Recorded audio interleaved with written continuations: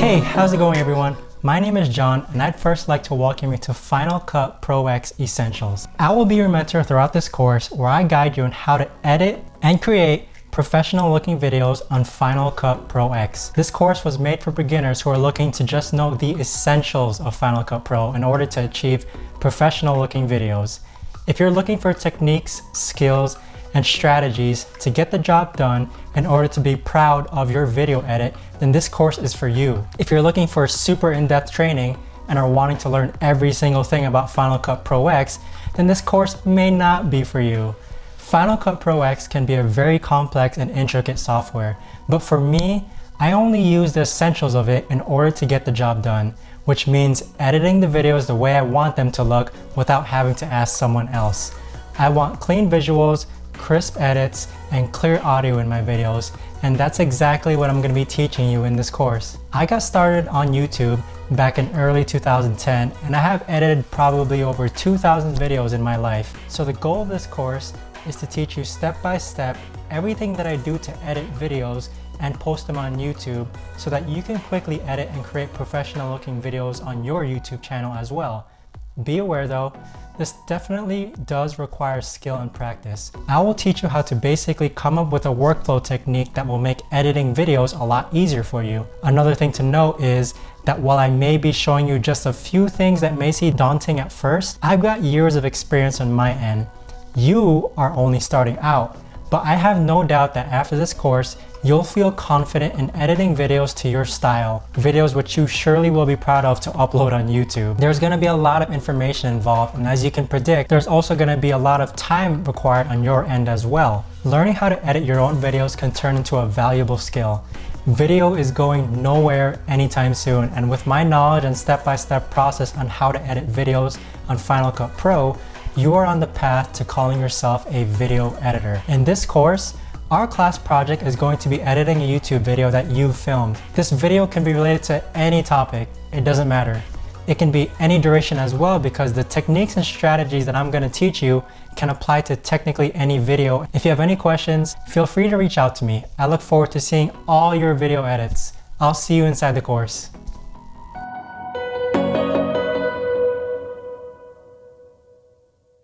So before we dive into getting started with the Final Cut Pro X application, I want to quickly go over why I video edit.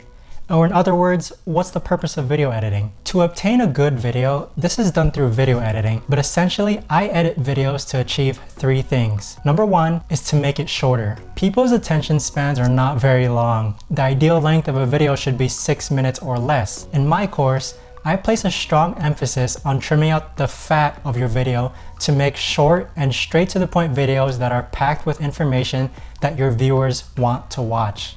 Number two, to make it more engaging. Now, even the most monotone people like me can make engaging videos. Making engaging videos involves the use of inputting various media types such as videos, images, screen recordings, typography, transitions, sound effects, graphics, and so much more. All of this which I will be covering in my course.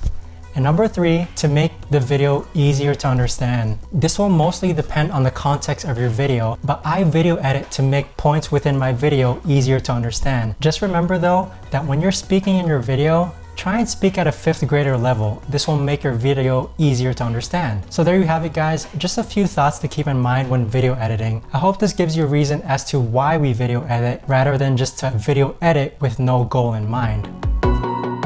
Okay, so the first thing we want to do with our class project is organize and back up our footage. It would be really unfortunate if your footage was on your computer and it crashed and the only copy of your footage was only on your computer. Now what I do is that I edit Final Cut Pro X on a SSD hard drive, which you can see right here. I use the Samsung portable SSD and it's I think 2 terabytes in storage size. We'll open it up here. So here you go, the Samsung SSD hard drive. So the good thing about SSD hard drives is that they're fast and they also allow you to save a lot of space on your computer.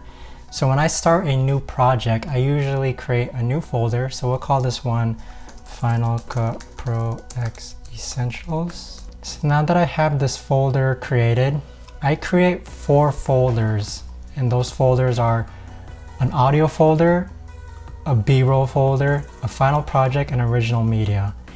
So what I'll do is I'll create an audio folder, and then I'll create a B-roll folder, and then I'll create a final project folder, and then I'll create a original media folder. If you've recorded your video on a camera, you basically just plug in your micro SD card. I have an adapter for inserting your micro SD card, which goes into my computer. But I already did that, and so the video that I'm gonna edit for our class project is this one here. It's an intro video to one of my other courses that I sell. So I'll place this file in the original media folder and wait for that to load. Now, so as you can tell by these 4 folders, my music and sound effects will go under audio. All my B-roll, such as extra footage, images, screenshots, screen recordings, those will all go in this folder here. My final project will consist of the actual video file after I've exported it from Final Cut Pro X.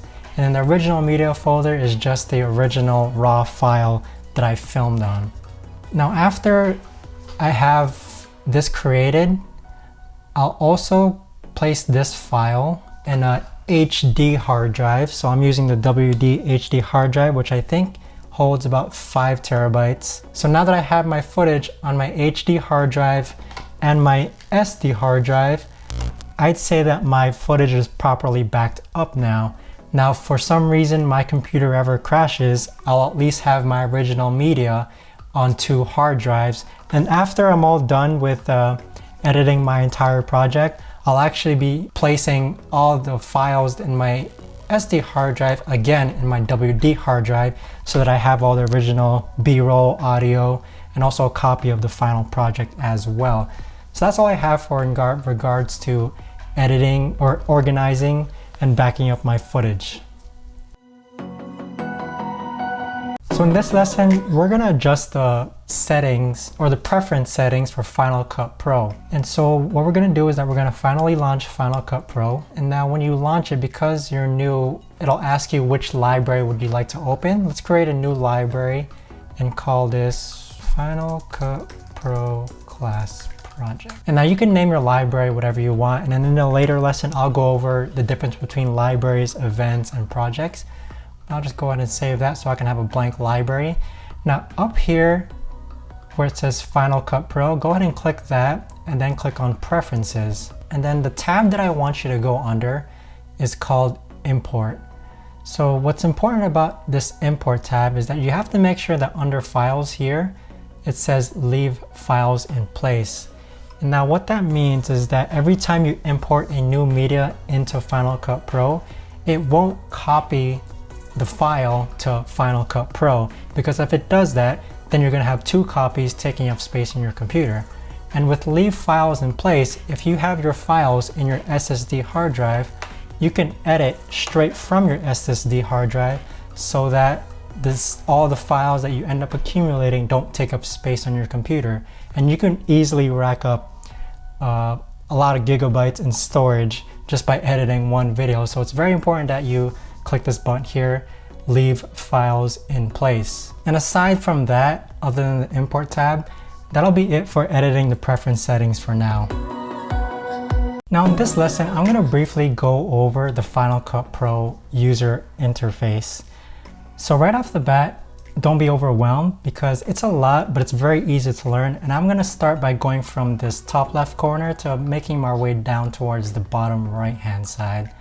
So first you have the sidebar, and this sidebar consists of libraries, events, and then over here will be projects. And then you also have your music and audio.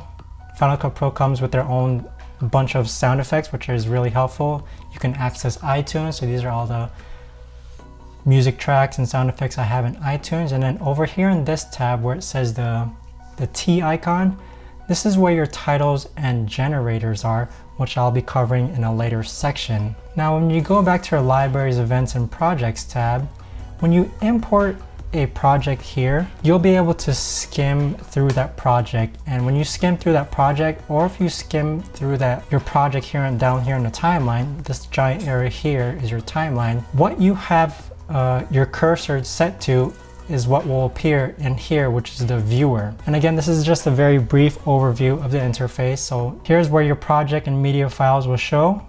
This is your magnetic timeline, is what Final Cut Pro X likes to call it.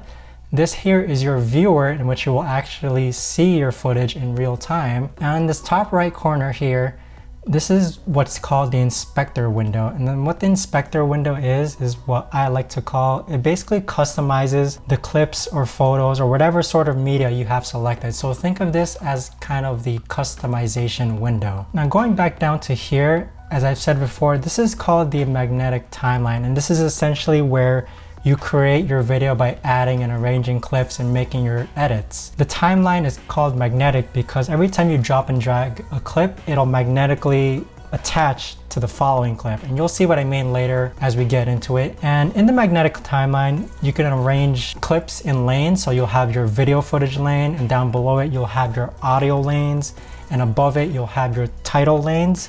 And again, this will be more clear when we actually start importing titles, audio, and footage. Or in the middle here is where you'll have your tools, a lot of various tools. So this here, these are all tools which all have a different function. And then to the right of it is basically the shortcut in order to access that tool. Over here is your time duration. Over here is more tools, which I'll briefly go over. And over here is your effects window. So these are where you can apply various effects to not only video but also audio as well. And then here, this is the icon for transitions. So this is what you place in between clips. If you want to change one clip to another clip, you can have it cross dissolve in. So if you click on it and then skim through it, it'll show you what the transition looks like. And so as I've said before, as we go throughout this course, a lot of what you see here will make a lot more sense when there's actually footage and media to actually play around with and experiment with. But I hope this gives you a general idea of how the Final Cut Pro interface looks like, so you won't be so confused as we move on towards our next lessons. So in this lesson, I'll go over the difference between libraries, events, and project. And those are basically the three levels of structure in Final Cut Pro X. So the topmost level is called your libraries. So this is your library, the one that we created initially when we first launched Final Cut Pro X.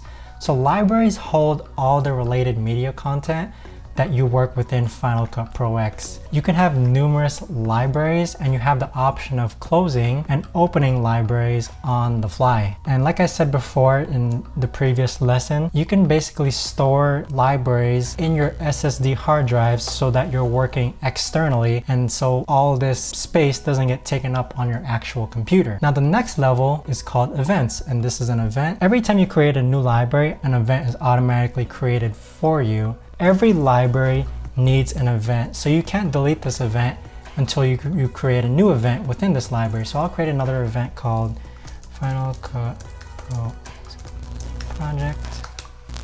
So now that I have two events, I can delete this one here. Now I have this event here. Try and think of events as virtual containers that hold all your media assets related to a project. So anything that you import into Final Cut Pro X within this library gets put into this event. And the last level of organization structure are the projects. So now in order to create a new project, you just click on File, click on highlight new, and then click on project. Projects are basically where the final exported videos are made from. Projects contain data about resolution, format, frame rate, rendering. These are my settings for exporting a video, and you should follow these ones here. So set it to 1080p HD, 1920 by 1080. Set the frame rate to roughly 24 frames per second. And I usually name my project name after my event name. So I'll call this again, Final Cut Pro X class project. So now that we have our first project created, you can see that it's still blank, and so in the next lesson we'll go over importing your media. But now that you have a library, event, and project, this is basically ready to be exported as a final project. So again, in the next video, we'll go over how to actually import media. So now that we'll actually start seeing things in the viewer window. So one of the most basic functions that you can perform on Final Cut Pro X is importing content to be edited. And in this lesson, we'll finally import our class project. Now there are numerous ways to import media within Final Cut Pro X. None of them is wrong. So one of the ways, if I pull up where my original media actually is, so original media, one way is that you can simply highlight this and drag and drop it. Okay, and you see how it kind of fits in there. And that's usually what I do. Other ways you can do, so if I click on Command Z is universal function for undo. So if I click on Command Z, another way of importing your class project is by clicking clicking on File, Import Media, and then go into your hard drive, click on Samsung, Final Cut Pro X project, original media, and then click on that. And then you can click on import. Now, if my hard drive was filled with all the media content that I wanted to include in my video, I can just highlight the folder and click import selected, and it'll import all the media that's found within this folder. But because I only have one video file in there, I'll just click import selected. And also notice how under files here, it says leave files in place. That's perfect, and that occurs because we edited the preference settings before. So if we click on import selected, now we'll see our giant clip here. So one thing I do recommend when filming your videos is to do it in one giant take. If you mess up, clap your hands, or if you mess up, just leave a long pause. So it'll be much easier to know where your mistakes are within your videos by looking at the audio waves. And you'll get what I mean when I go more of this in a future lesson. Now before we end this lesson, I want to make sure that this video is now in our magnetic timeline. So see how you drag and drop it, it magnetically sticks to the left hand side of the timeline. And that is what Final Cut Pro X refers to as the magnetic timeline. And now up here, this is our one media file. Of course, when we start adding more images, screenshot, other footage, this will be occupied by more media types. But I don't want my one video clip to take up 4 rows. So what you can do is that you can click on this, click on Command, and then click on minus sign, and it'll shrink that clip to, this is how small as it can be. But I like this view here where it just takes up a sector because I know this is the original media file and I only have one giant take of the original media file. So after this lesson, we're about to dive in how I personally edit on Final Cut Pro X and how I feel has been the most efficient for me. How I edit is probably going to be really different from how you've seen other instructors teaching it. So get ready. Okay, so if you recall in the goals of video editing, one of the goals is to make the video shorter. So shorter videos are easier to consume and allow you to also get to the point quicker. So for all my videos, I actually speed it up by roughly 4 to 6%. Now I implement this step right at the beginning of my editing process. If you know that you're a slow to average talker, then make the judgment of actually implementing this step. But if you know that you're a fast talker already, then go ahead and skip the step. But still, it's important to know how to speed up clips. So now in order to do this, you're going to want to highlight your clip and then click on the buttons Command and then R. And what you'll see is that you'll see this tab, this green tab appear. So in order to remove this transitions tab, just click on it and it'll disappear. Now when you click on Command R, you'll see this green tab appear above your clip that you've highlighted. And this is called the speed ramping tab. And what the normal 100% means is that it's displaying at the normal rate at which your video was filmed. So if I want to speed this up, what I'll do is that I'll grab this handle here at the edge and then I'll slowly drag it, and see how it says fast, because now I'm speeding up my clip, and I'll make it about 4% faster. Like I said, 46% is what usually I do. So go ahead and make the judgment that if this is what you think should be applied to your video, then do apply it. Even if it's only like 3 to 4%, it still shaves off a few seconds. So notice how my video went from 7 minutes to 13 seconds to roughly from 7 minutes and 30 seconds. So that shaved roughly 17 seconds, I think, if my math is correct. So I'll go ahead and do that again. Let's make this about 4% faster. And so now if I play back my video, Well, first we'll play the original one. So how I'm going between edits before and after is by clicking Command Z. So let's play the original one. My name is John and I basically run 4 YouTube channels. Okay. Now if we speed it up,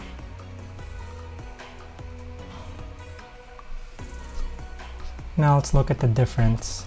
Welcome everyone to Viral Video Success. My name is John Carlo Corres. So see, it's not a very noticeable difference at all, especially to a random viewer coming to your video. But you do know for a fact that we did shave off a good handful of seconds from our video in order to make it shorter. So now in order to remove this top tab off of your clip, just click on Command R again and it'll be gone. Now another way you can speed up clips is that under the viewer, where you see this kind of like what looks like to be like a speedometer. If you click on that, you'll see that it says it already has default settings of how slow or fast you want your clip to be.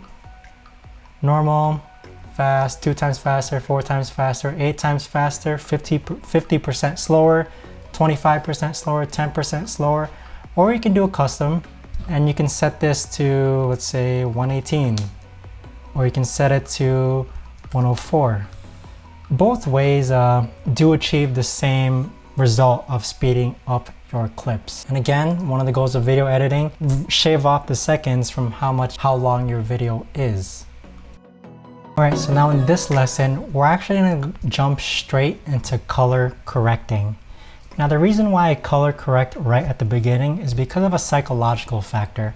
I like editing good looking footage. Same color correcting technique that I'm going to show you can work on any clip you ever edit, okay? Because it's very standard slash basic stuff that I teach you when it comes to color correcting. Wouldn't you rather edit good looking footage the next hour or two than editing bad looking footage? I'd rather edit good looking footage, and again, it's based on preference. So you can color correct at the beginning or you can color correct at the end, but at least with you filming only one giant take, all you have to do is just click on this and then color correct the whole thing, assuming that everything has been filmed within the same light and roughly around the same time. But if you did take one take, then I assume that it would be. So now in order to actually set up your color correction, you want to highlight your clip and then click here on this triangle icon that shows the color inspector. So now I don't use the color board, I use the color wheels. All right, so now these wheels will pop up, but then in order to adjust these wheels, I go ahead and click on window and then go down to workspaces and click on color and effects, and that'll change your interface from the default interface to a colors and effects interface. So let's go ahead and click on effects so that window goes away. Now up here where it says view, click on that. Let's change the window to, instead of showing 4 squares, let's show 1 square. And then click on this little icon here, and this is called the color scope. And let's change channels to Luma. So now what we have is here. So now what this is a Luma wave scale.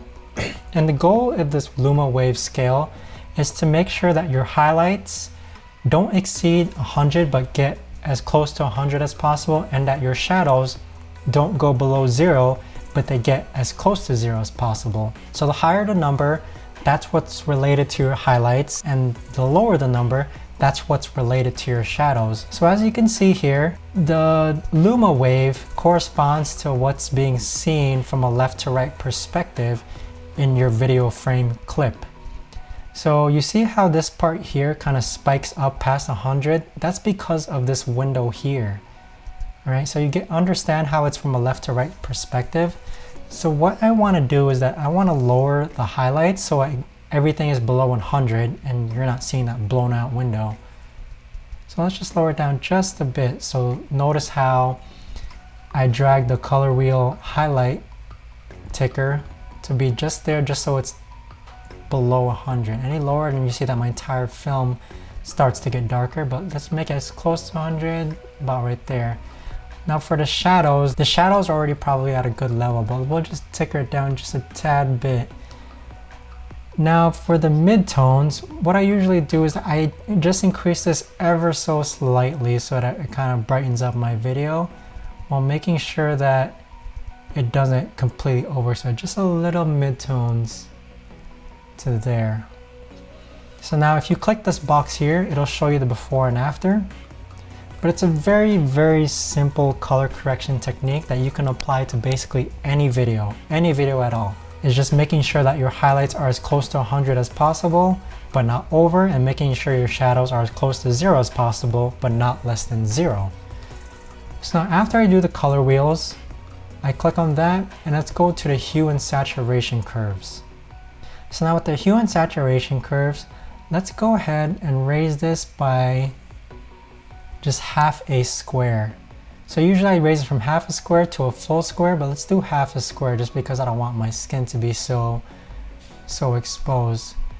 And that's usually all I do for color correction, is I just add a bit of saturation, make the brights as high as possible, and make the shadows as dark as possible. Now if you click on Command 0, that'll bring you back to your default window interface for Final Cut Pro.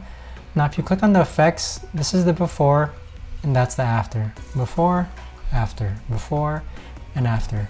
Notice how it is a very slight difference, and again, this is for color correction, and the more video clips that you edit applying this technique and strategy for color correcting, the more that you'll see that it does make your footage look a lot better. So again, before and after. So after getting your video to look good, the next step is to edit the audio to make it sound crisp. Now there are two effects that I applied to my video clips in order to make the audio sounding more crisp. And this is something I learned from another instructor here named Ali, and his Final Cut Pro X course is very well done as well. I do recommend checking it out. But the two effects I'm talking about are the limiter effect and the channel EQ audio effect. So first we're gonna start with the limiter effect. So if you click on the effects tab right here, and you under search, let's type in limiter. So limiter. And if you highlight your clip and double click the limiter effect, it'll apply the limiter effect to it.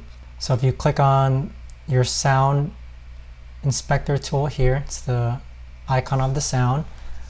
Scroll down, highlight limiter, and now let's adjust the limiter settings. So based on my research, when you're speaking in a video, your audio level should range to roughly about -6 decibels, but it should never go over 0 decibels, because if it goes over 0, that's what kind of leads to distortion when people hear your audio. So now in order to actually show an audio wave here, let's click on Window, highlight down to Show in Workspace, and let's click on Audio Meters. So now you'll see our audio meter, so that when we play our video. Welcome everyone to Viral Video Success. My name is John Carl. So right off the bat, I can tell that my audio levels probably range from -4 to -6. So we won't add too much gain to my audio. Well, we'll try adding maybe just 2 decibel gain, okay? Because it's not so much. But for the release, I changed this to 280. And for the audio output level, we don't want this to pass roughly -4.5. The look ahead, I just leave that alone, so that when we listen to it, generate a 6-figure income for me. Together with my team, our goal is to help others achieve the same success that we're achieving, whether it's through video creation, in which case, so it's still hovering less than about -6, so we'll increase the gain just a tad bit. So we'll change it to 5. Yes, my name is John Carlo Correz, and I basically run 4 YouTube channels that generate a 6-figure income for me. So that sounds a lot better. We'll do just to increase the gain just a tad bit. Again, what I'm looking for is so that, notice how in the output level I put my output level to -4.5. I'm looking for it to hover just around or a little less than 4.5. From what I'm seeing, it's still hovering less than -6. So we'll change this to about 7 gain. Viral Video Success, Carlo Correz, and I basically run 4 YouTube. We offer a comprehensive course teaching you step by step. So I think that's looking a lot better now, because I'm seeing it go above -6 decibels.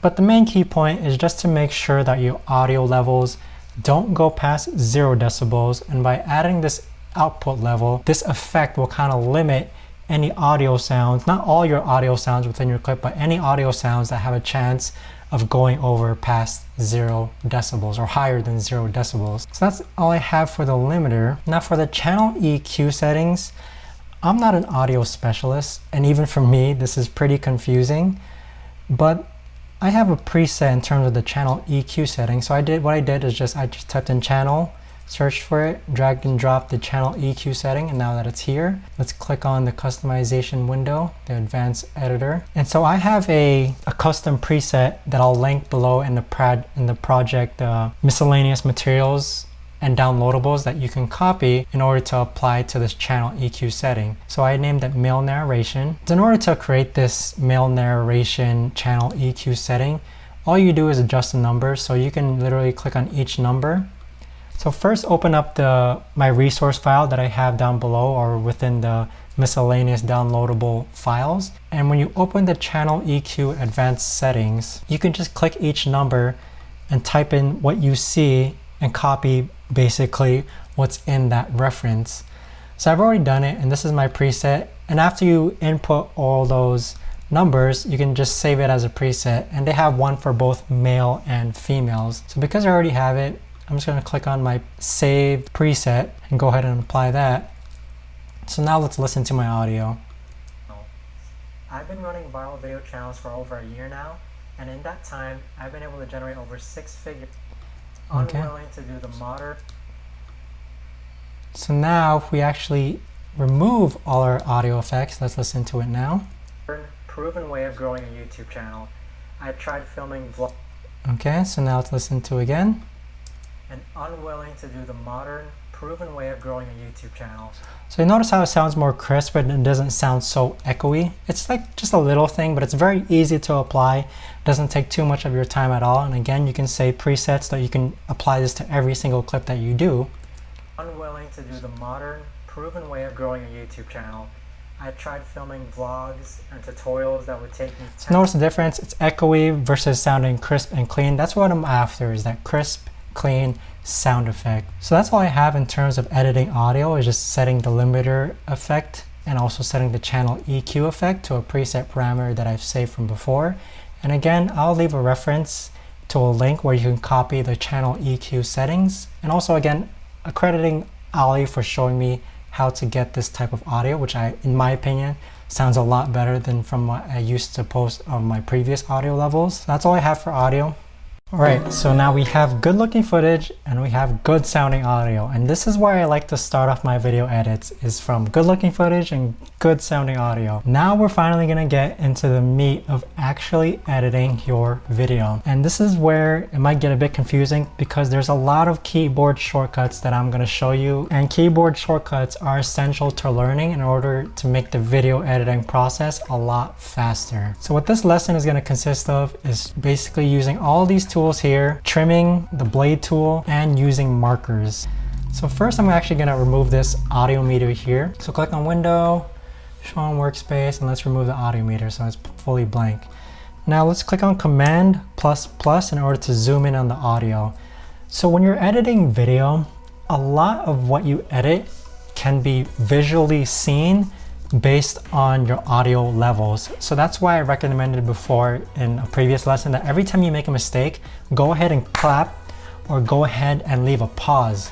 Because when I edit my video, every time I see a big spike, that's when I know there's a mistake. Or every time I see that there's a long pause, that's when I know there's probably a mistake. So let's go ahead and click Command ++. And I know for a fact when I filmed this video, I think I filmed 2 intros. Everyone to Viral Video 6. So notice I clapped them. Welcome everyone to Viral Video. So that's basically the same intro. So go in and click your clip, highlight it, click on Option, and then left-hand bracket. And what that'll do is that will drag everything on the left-hand side of that clip where your cursor is and cut that out and slide that video over. So if you click on Command Z, click on that clip. So again, Option, left-hand bracket. And notice how everything from to the left of that kind of gets cut out. So let's do that. And then to drag over, so Command ++.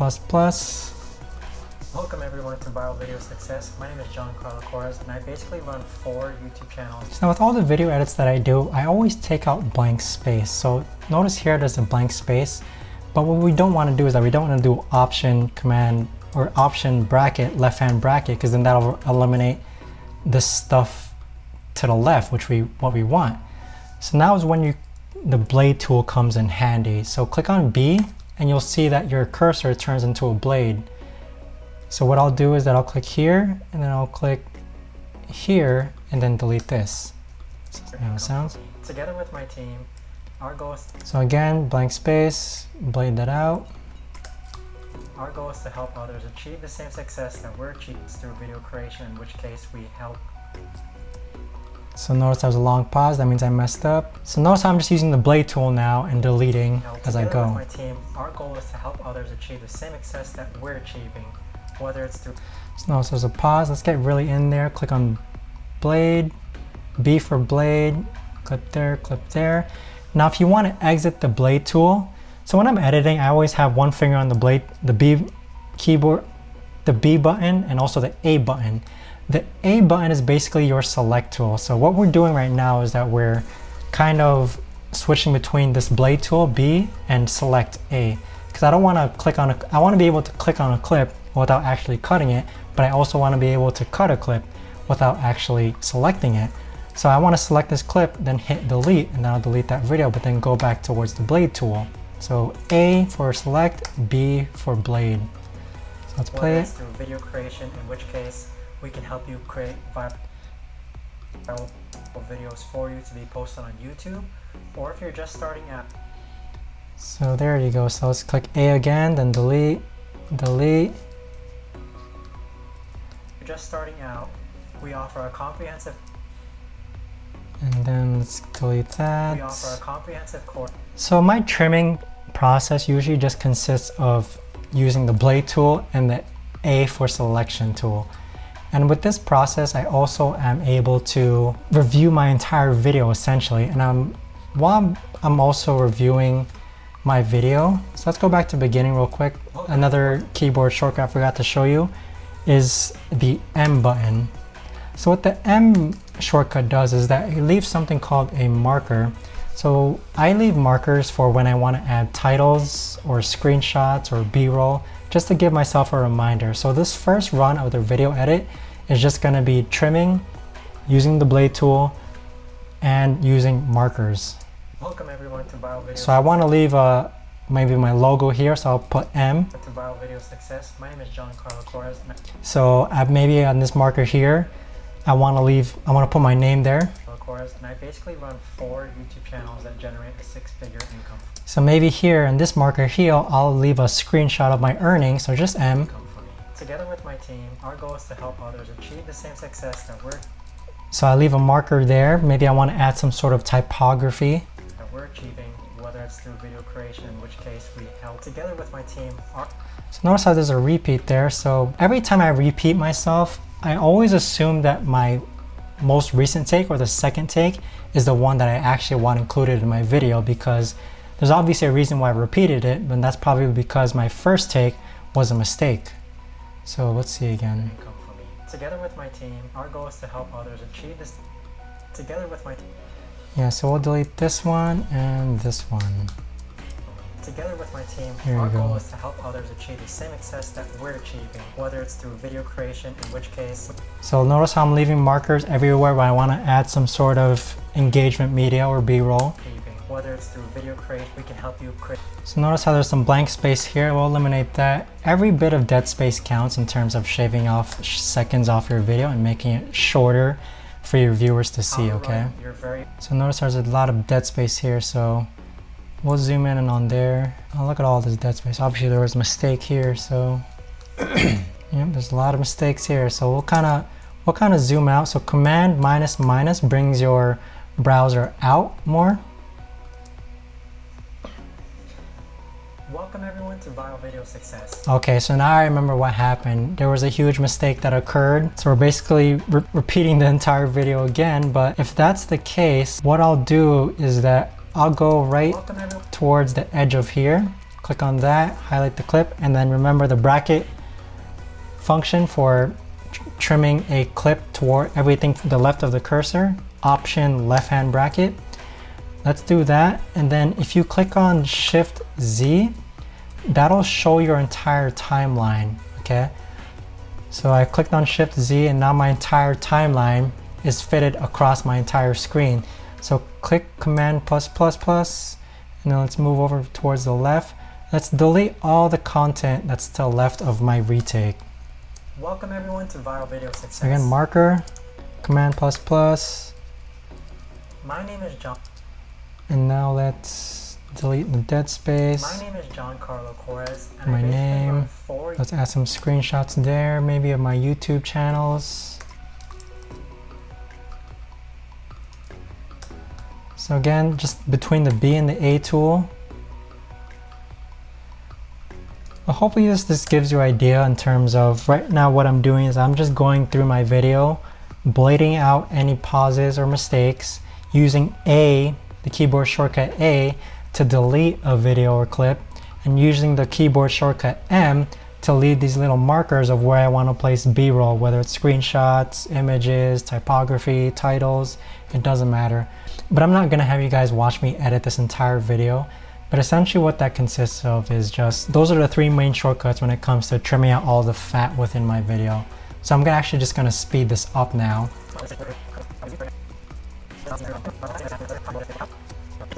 Alright, so there you have it guys, in terms of just essentially trimming and editing and adding markers to your first round of you reviewing your entire clip. Again, the goal is to make the video shorter and trimming out all the fat, and to just get straight to the point in your videos. So look for every opportunity to cut down on time, okay?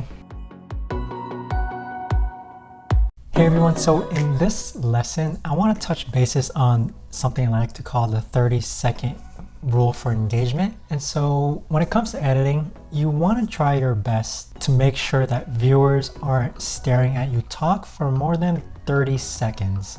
Or else they might lose interest. So at least once every 30 seconds, you may want to add typography or an image or another B-roll footage of a different shot, or you want to add some graphics or a slight transition, but basically something to kind of pop out within that 30-second, at least once within that 30-second time frame.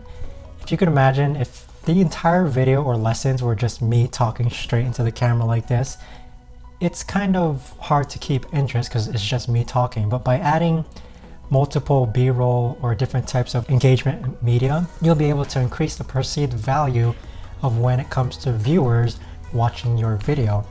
So my recommendation, now this isn't set in stone. I know some people have a 10-second rule for engagement, so at least once every 10 seconds, they're including some sort of typography, image, video, graphic, or title flying in. I think once every 10 seconds is a little bit excessive, so that's why I changed my one to once every 30 seconds. Try and show a different type of media engagement in order to kind of reset the viewer's attention span and also improve watch time on your videos. And again, this isn't something that's set in stone, and you're probably not going to see this elsewhere outside of this course, but it is something that I personally do for my videos in order to increase the watch time of my videos on YouTube. So when editing your video, you have your main roll, and that's basically everything here. This is all your main roll. And then you have your B-roll, which is footage that is placed on top of your main roll. So let's see if I can just find a random here. So notice how I'm talking step by step how to run your very own viral video, and then this piece of footage shows. So this is what you call your B-roll, which is basically supplemental or alternate footage that's overlaid on top of your main roll in order to increase the perceived or productivity value of your video. Now B-roll, the way I use it, it's to basically improve the engagement of your videos. And B-roll can include different types of footage, such as what you see here, or it can include images you find online, or animations, or graphic elements. So here are different types of B-roll that you can include in your videos. So one, as I've discussed before, is footage. So this can either be filmed, or you can find royalty-free stock footage online, such as from Storyblok or Adobe. And then there's still images. So let's see if I can find a random still image. So here's a still image. there's still images Finally post. that you can overlay on top of your video as well, and I'll show you in a future lesson of how to make still images more dynamic and more pleasing to watch rather than just Edit and then popping it into the video like this. And now there's also animations. So let's pretend that I'm not an animator at all. So what in terms of animations, maybe I wanted to do this to the video. Again, that kind of looks ugly. Let's try something else. Let's try a circle. So you can add animations. No, that's still kind of bad. I think it's because it's the same clip. But if you were to input this clip right there, down my throat. so that's kind of the animation portion I'm talking about when it comes to adding animations, or maybe like flying text within your video. Now the next thing you can add is also graphics. Now graphics are another form of engagement media, but again, I'm not the best graphic designer and I rarely add graphics to my videos because I can't create them. But maybe sometimes I'll add a check mark of some sort and have that fly in. As for screenshots, I do use a lot of screenshots overlaid on top of my main roll when it comes to editing my videos. So let's pretend I'm talking about how to grow an Instagram page. I'll screenshot Constantly shoving down. I can screenshot with Mac computers. You can screenshot any section of your screen just by clicking Command Shift and 4, and this little cursor will come up and you basically just highlight what you want to screen capture. The next form of engagement media that I like to include in videos are screen recordings. Now for screen recordings, I use this program called Loom. And Loom is a software and it does a very good job of recording these videos. From what you're seeing now, this is actually recording on Loom, and it stores your video after you finish recording on its online cloud. And then the last form of engagement media I like to include is just little simple basic typography. So if we go to our titles tab up here, we'll just find, I always use the basic title because I don't like being super fancy when it comes to just adding titles. So let's find a title. 100 views on my newest video. So let's say I wanted to emphasize the word 100 views on my newest channel. So I'll say type here. So click on the title and then click on these lines to edit the text. So 100 views on my newest video. Now let's change the font. I use Impact a lot. You can change the size by dragging here, or you can type the number in here. So I'll make it 125. Put it down, and then to make it stick out more, maybe we'll just add a shadow. Okay. That's only 100 views on my newest video. And that's what I mean by adding typography in terms of a different type of engagement media. But keep in mind though, that when adding these different types of media to improve engagement, the overall goal should be to strengthen or support what's being said in your video. So don't just add a random clip of the YouTube headquarters if it doesn't really relate to what's being said. Don't just add random visuals here and there just because for no reason. I personally use different types of engagement media or B-roll in order to improve engagement and watch time in my YouTube videos. And this kind of relates back to the 30-second rule, where I kind of don't want my viewers to be watching my face talking the whole entire time. So use different types of engagement media, kind of reset your viewers' attention, and also emphasize what's being said in your video. Now in this video, I'm going to teach you how to add titles to your video.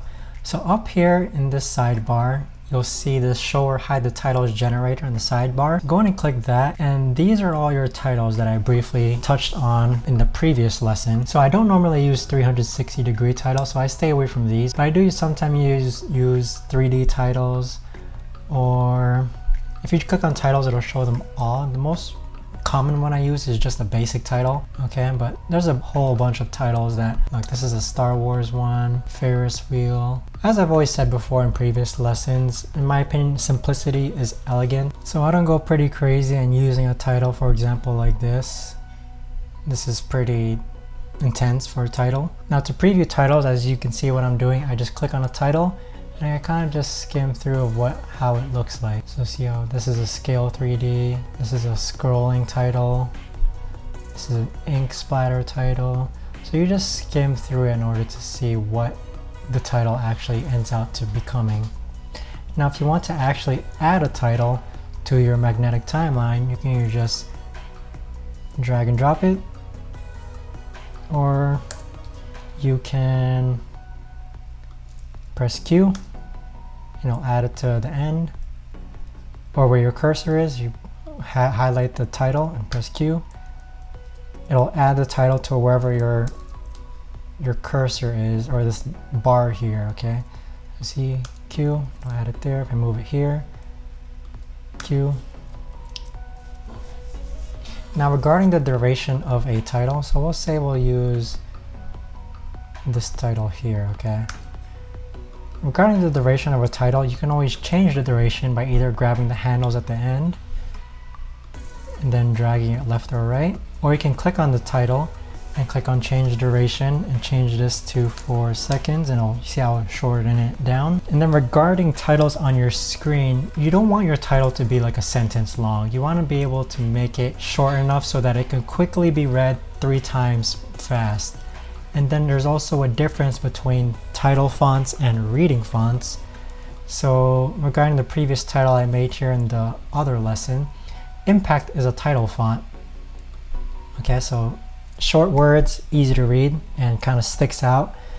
But you don't want to turn this into a sentence. So we'll say, so see how hard it gets to read if you're using a lot of words with title fonts. So you have to do your research regarding what's a title font and what's a reading font. But for title fonts, I always use them as just titles. Now for reading fonts, if you do want to display a sentence for some reason within your video, I would recommend a font such as maybe Futura.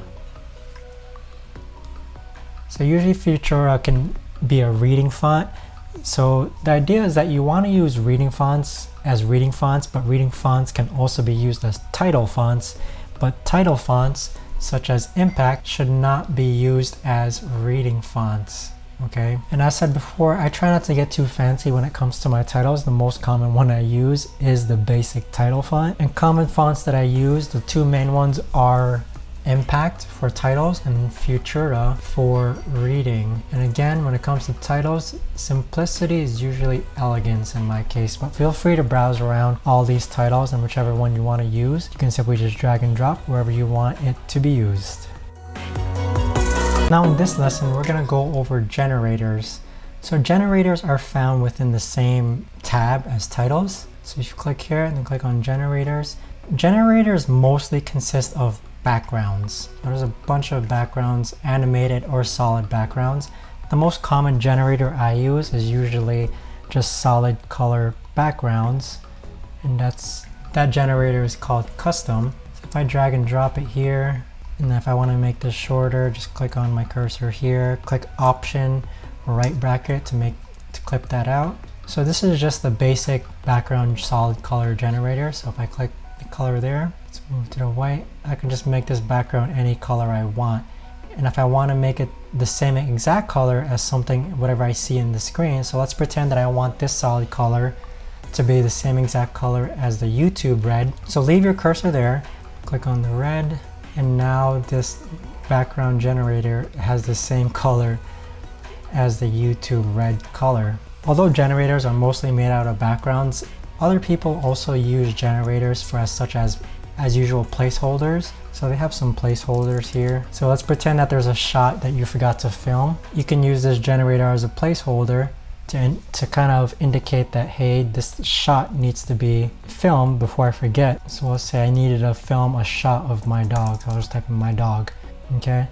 And then you could also add a time code generator, which basically shows the what time your project is in right now.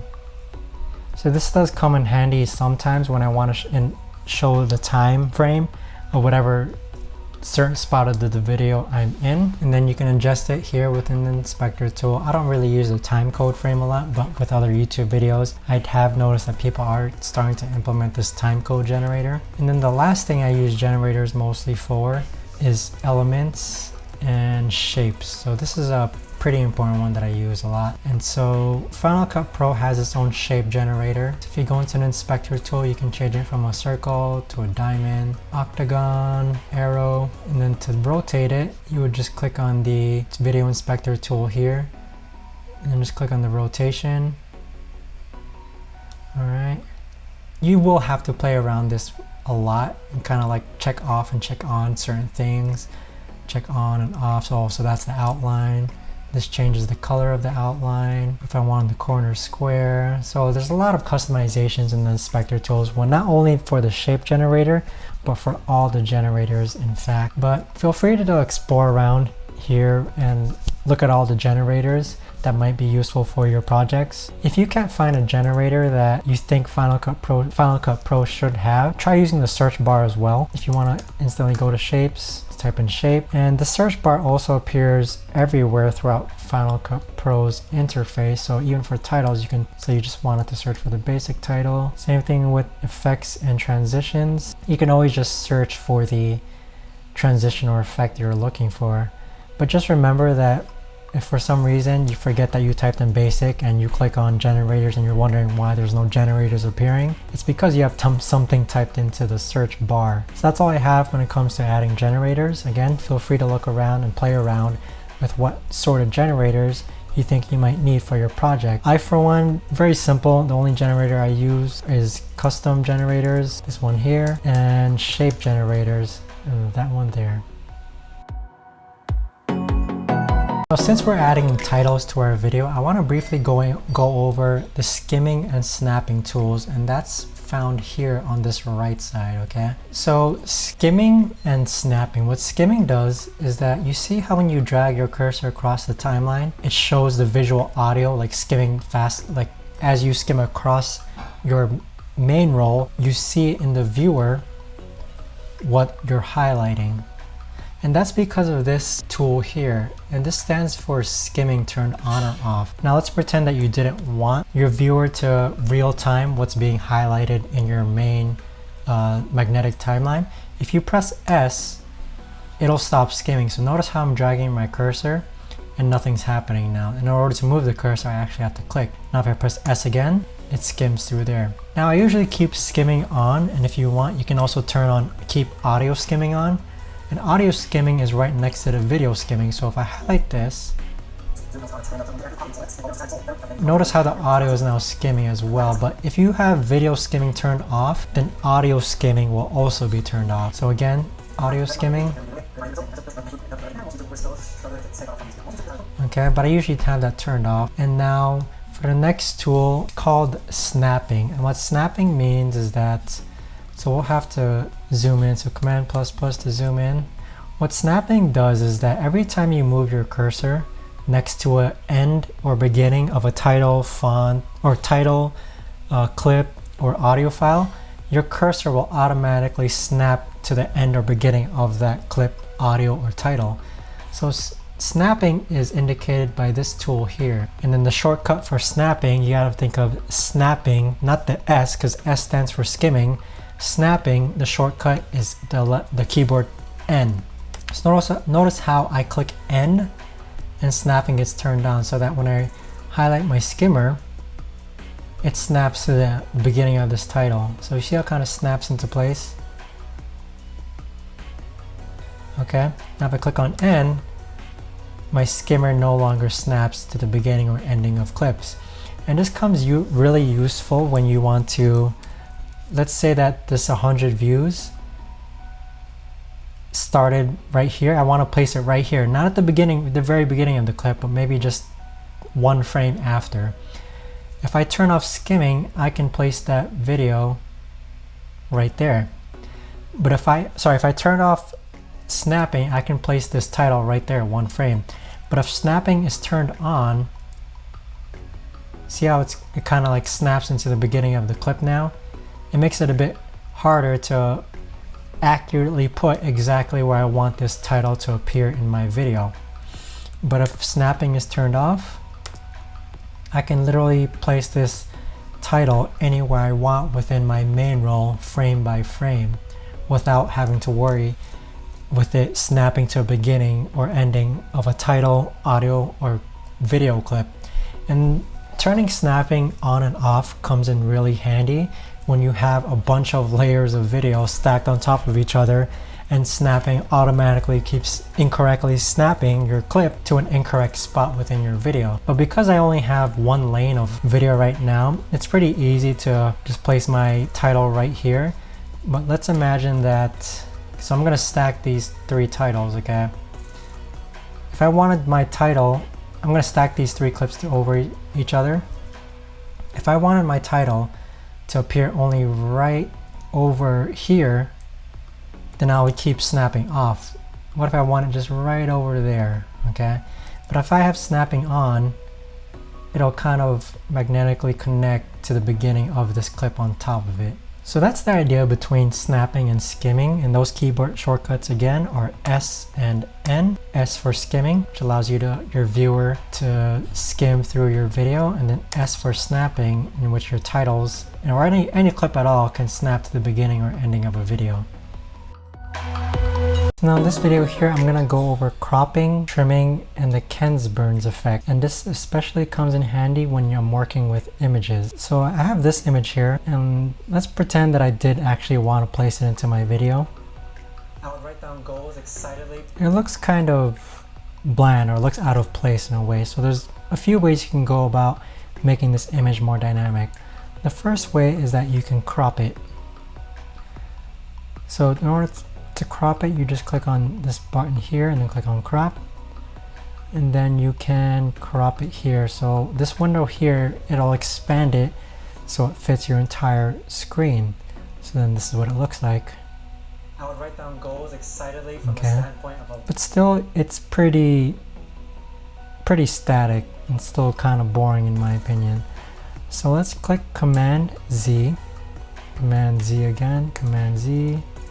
Okay, so that's the original image. So what you can do is that you can actually duplicate this clip, and this is something I do a whole lot. And now, see how the clips are layered? The bottom clip, go ahead and click the cropping, and click on crop, and then click on Ken Burns.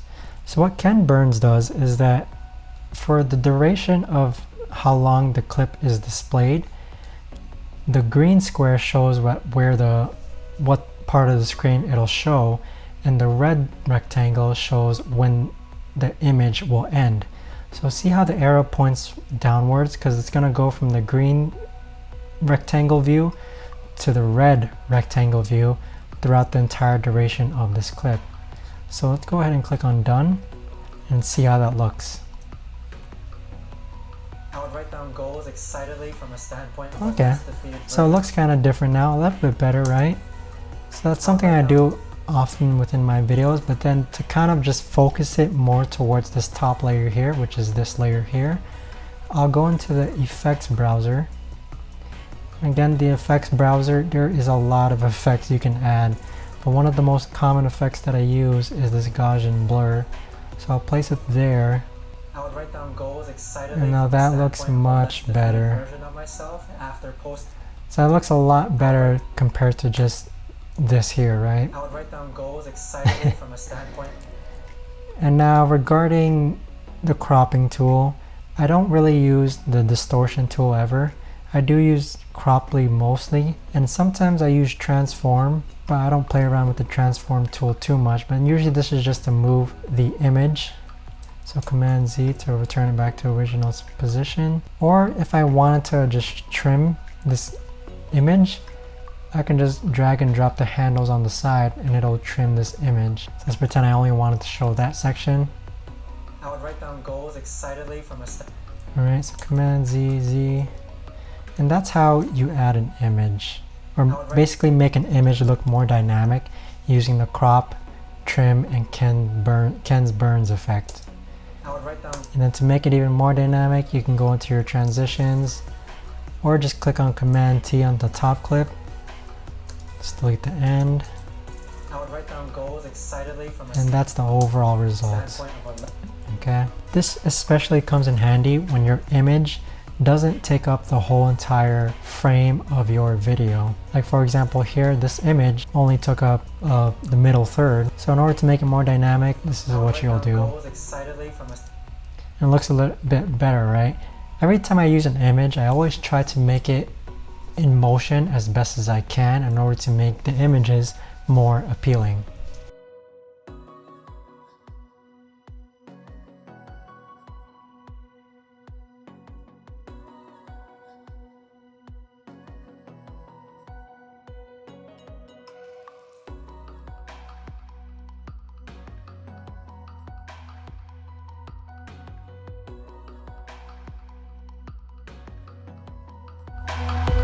Now another way to add movement within your videos is by using something called keyframes. Now this is where it may get a bit confusing, but this is as confusing as it's probably going to get within this course.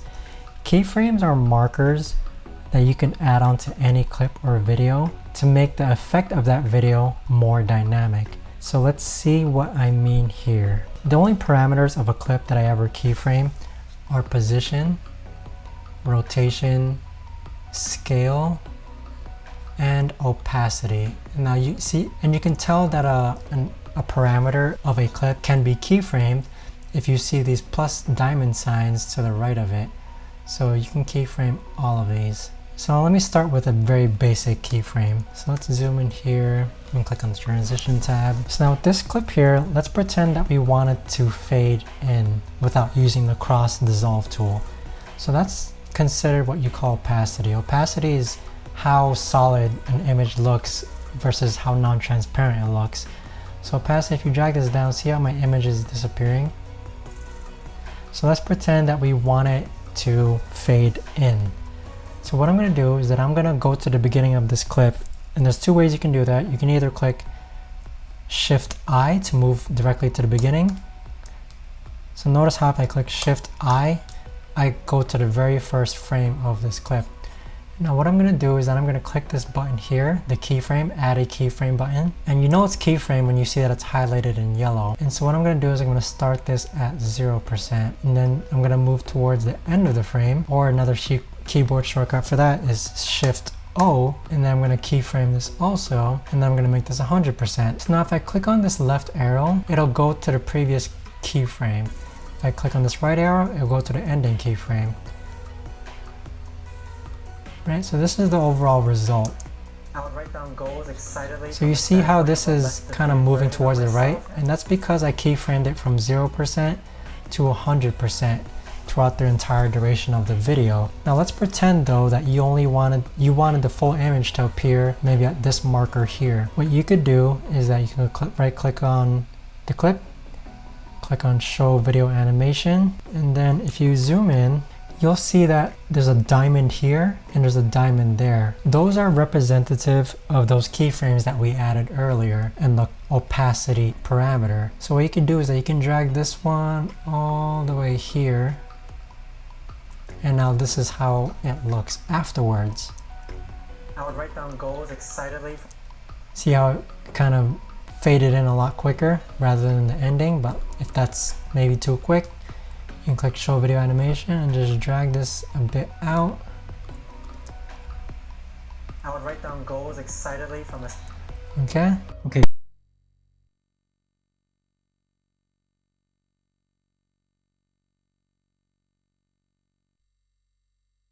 In this parameter, you see this little reset icon with the arrow pointing to the left. That's the button to click if you want to set the keyframes, all the keyframes back to 0. So click on that and you play it back. I would write down goals except... Now, as you can see, it's not disappearing, or the opacity is not being changed anymore. Now, another keyframe I use is regarding the positioning. So I use positioning a lot when, let's go ahead and find a title. I use positioning a lot with titles because I want them to move more dynamically. So if I click on my title and then let's go into the inspector tab, and then let's go to the beginning of the clip by clicking Shift I. Let's keyframe the position. So the position is on an X and Y axis scale. So right now it's at a 0, 0 axis, but if I make the position, let's say -100, and then I go to the end of the clip and let's make this 100, enter. So now I've created two keyframes, one at -100 and one at 100, so that the text will move from left to right, and this is how it looks like. Who were constantly shoving down 7,500 paid mentorships down my throat. Again, this was me in December of 2018. So that's another way to play around with keyframes regarding positioning. And then as for rotation, I don't use rotation often, but sometimes I would add rotation to an image. So let's say this clip here, you kind of want to make it more dynamic. So what I'm going to do is that I'm going to add a keyframe on rotation and scale. So rotation and scale. So at the beginning of the clip, let's go ahead and keyframe everything. So click on the plus diamond buttons. So now keyframe has been added at the beginning of this clip. So at the end of this clip, let's kind of rotate it, not rotate it too much, maybe just 2 degrees. And then let's actually increase the scale by 115% so that you don't see those edges. So this is the ending result now. Film and edit, and then finally post. I spent a lot of time envying others. See how it kind of zooms in and it kind of rotates to add it more dynamic. And this was without, and this is without. Film and edit, and then finally post. I spent See a how lot it's just of kind of time shaky? envying others on their success. And then again, this is with the keyframes. Film and edit, and then finally post. I spent a lot of time envying others on their success and wondered what easily could have been a... So the scale and rotation keyframe, I always use rotation with scale, but with scale, if I wanted to just zoom in without the rotation, I'm sure it'll look fine as well. Let's kind of see how you're zooming in. So that's how I use the 4 main parameters that I usually keyframe.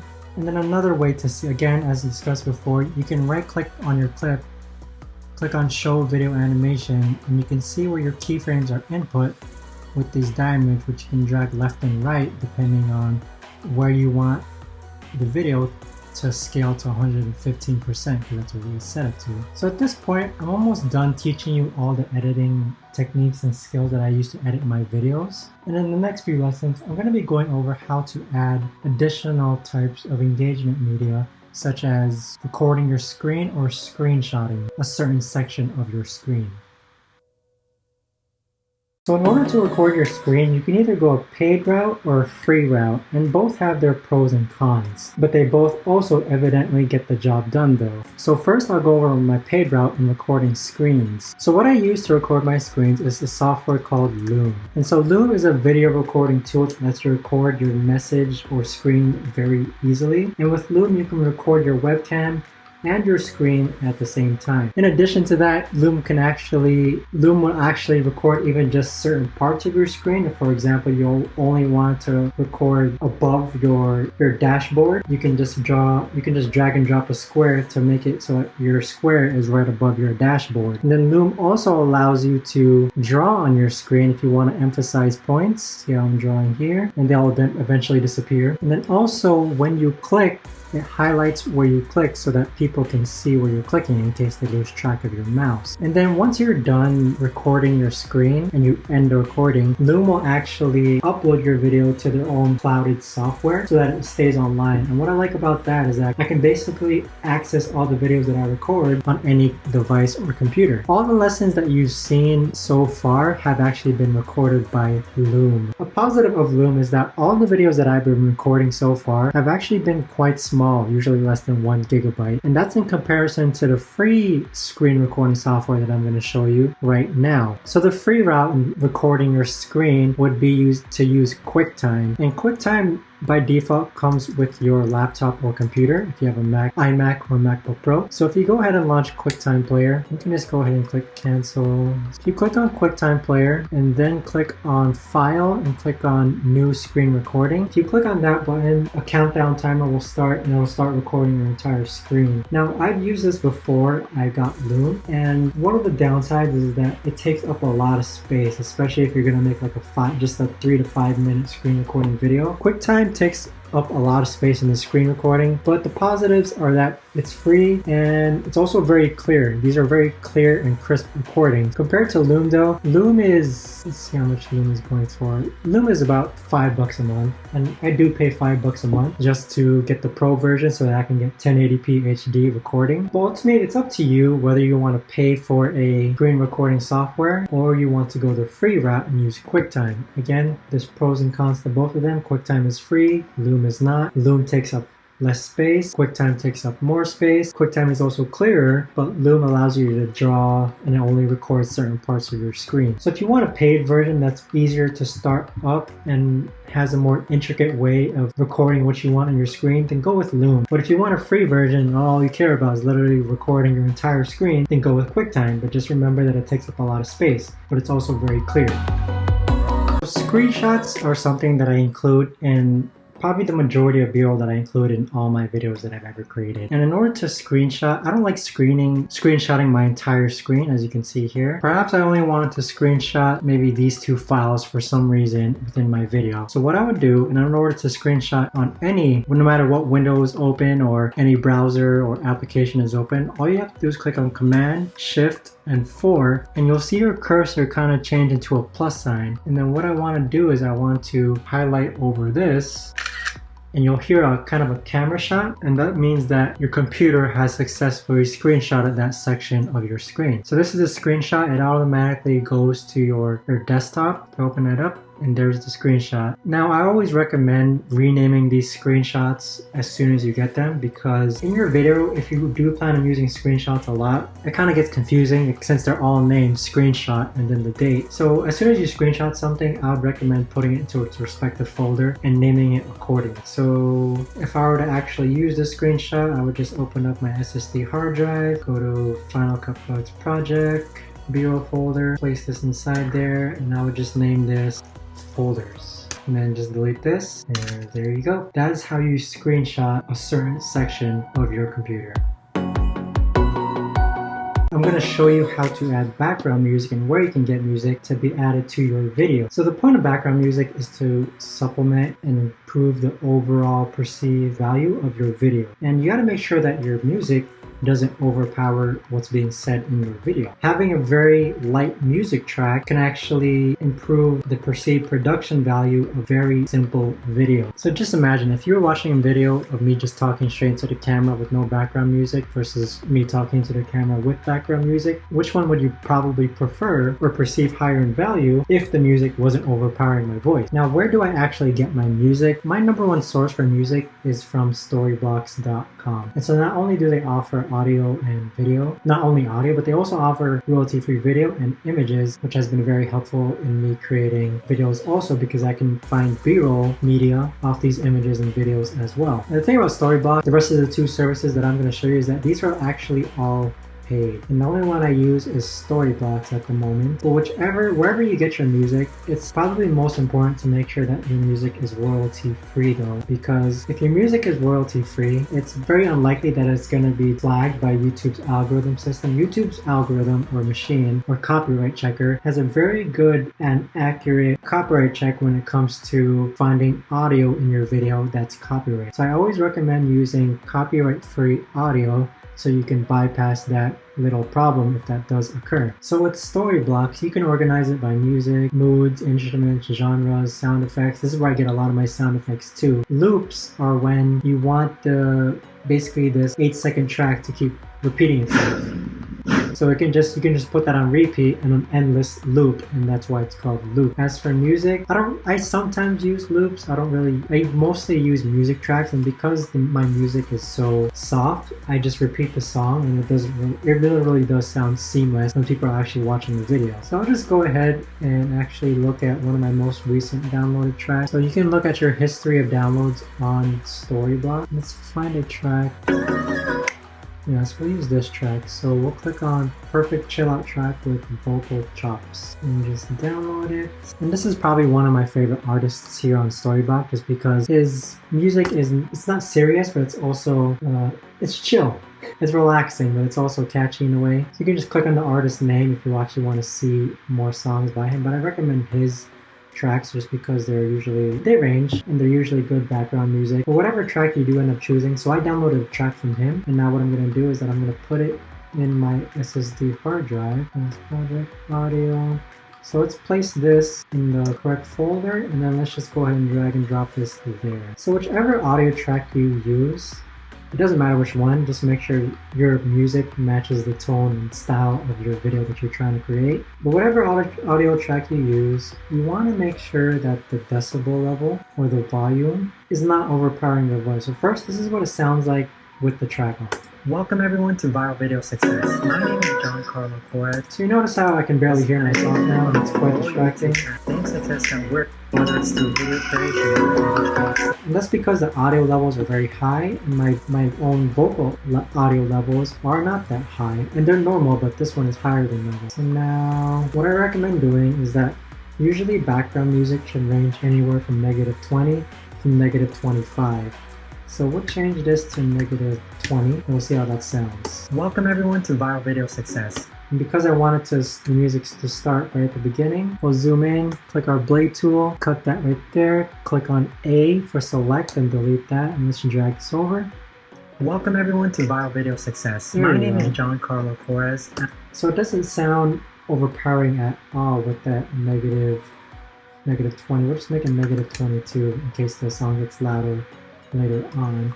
But something you can also do is that in the beginning, sometimes what I'd like to do, so we'll go ahead, now this is back to keyframing, we'll keyframe negative 22 decibels, right? So you see how there's a diamond that's appeared, and that's keyframe, and then at the beginning of the audio, we'll type in 0 and click enter, and now that's keyframed as well. So as you can see, this is the end result. Welcome everyone to Viral Video Success. My name is John Carlo Flores, and I basically run So that's the idea regarding usually the beginning of audio tracks that I have, is that at the beginning I play the sound and then I have it fade out or keyframe out to about negative 20 decibels, as you can see here, negative 20 to negative 25. And now to repeat the song, like I said, usually the audio levels are so low that I just overlap them. But so what I did was I copied, so I clicked on this song track, clicked on Command C for copy, and then I just pasted it over. And then let's remember to delete the keyframe, or else it might sound like this. Trust me yet. And truthfully, I review.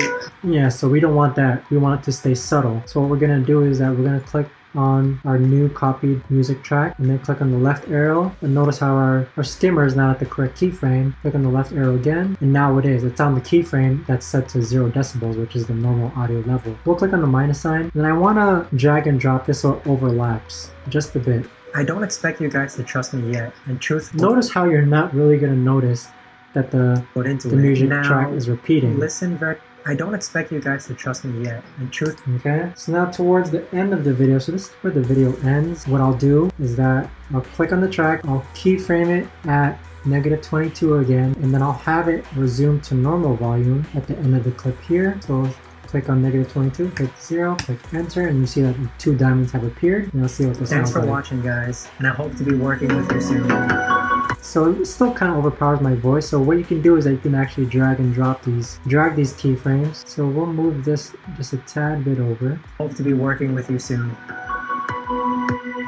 There you go. So it's sounding a bit better. And then we'll just move it a bit more to the left. And then, now we don't want this audio track to keep playing forever or the entire duration because there's no more video to go along with it. So just remember the trimming shortcut that I taught you earlier. So click on the clip, hold Option, then right bracket. And I hope to be working with you soon. There you go. So that's what I do with my audio. Again, I usually fade in the audio, and usually your audio level should be anywhere from, not audio level, but your background music should be anywhere from negative 20 to negative 25 decibels. And because your background music is so subtle, I don't use loops. I just overlap them like this. And again, just make sure that it's subtle so that there's no noticeable difference when it comes to repeating your audio track. So that's all I have for background music. And then as for sound effects, let's pretend that optimizing your video and the process of when this screenshot pops up, you want to add a sound effect. So we'll go back to Storyblok, and then we'll exit out music, exit out Frederick Storm. Let's say we just wanted a little pop. So look at a pop. Okay, so that's a good pop, a very simple pop. So I'll download that, download as MP3. Let's download, so let's go back to Final Cut Pro. And again, organization is very important. So now that I have an audio file here, I'll place it within its folder on my SSD hard drive, and then I'll drag it over to my timeline. So now we're going to zoom in order to actually time when the pop occurs and when the video occurs. And now this is when snapping or turning off snapping comes into play, because I'm having a trouble getting an accurate time in which I want the pop to occur. So what I'll do is I'll turn snapping off by clicking N, then clicking on this, and then let's click on Option, then left bracket, and we're going to drag this to where now I'm going to turn snapping on to where the screenshot actually comes up, and then this is the final result.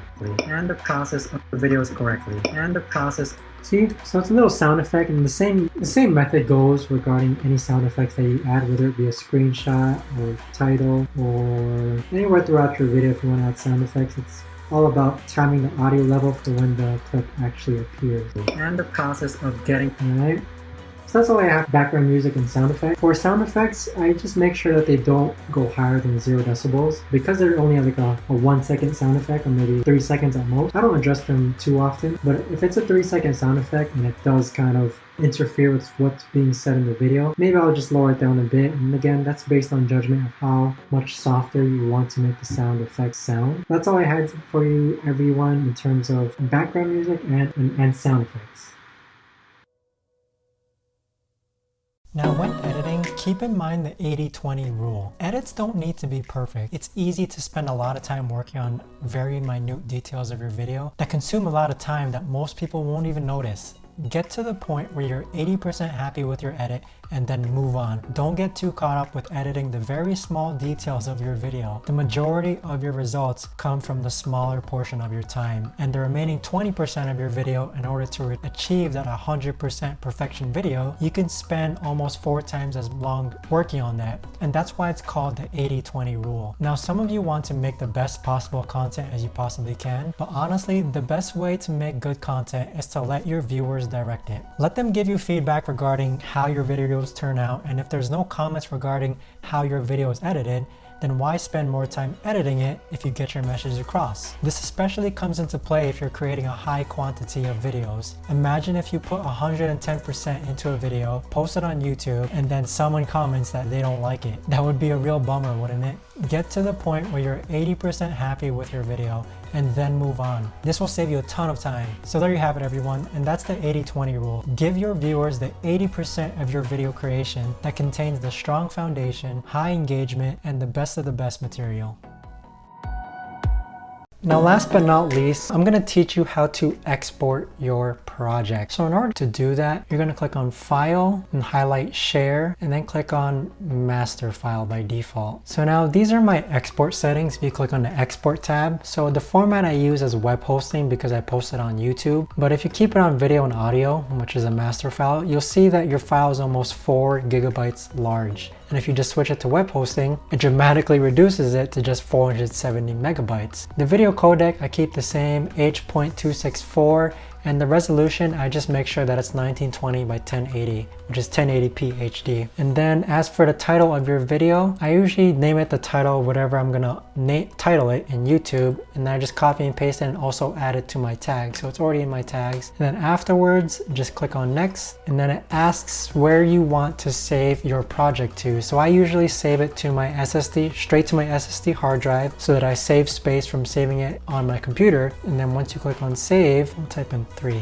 Once you click on Save, it'll start exporting. And then in this upper left hand corner, you'll see a circle, but this is actually your progress circle is what I like to call it. So if you click on this, you'll see that there's a sharing, and it's 14% done, 16% done, 18% done. So that's the progress it's at in terms of exporting and how much longer it's going to take to complete the export process. So while we wait for this to export, you'll know that your export is done when your video file actually enlarges and opens up automatically on your computer. And you'll see what I mean here within a couple of seconds.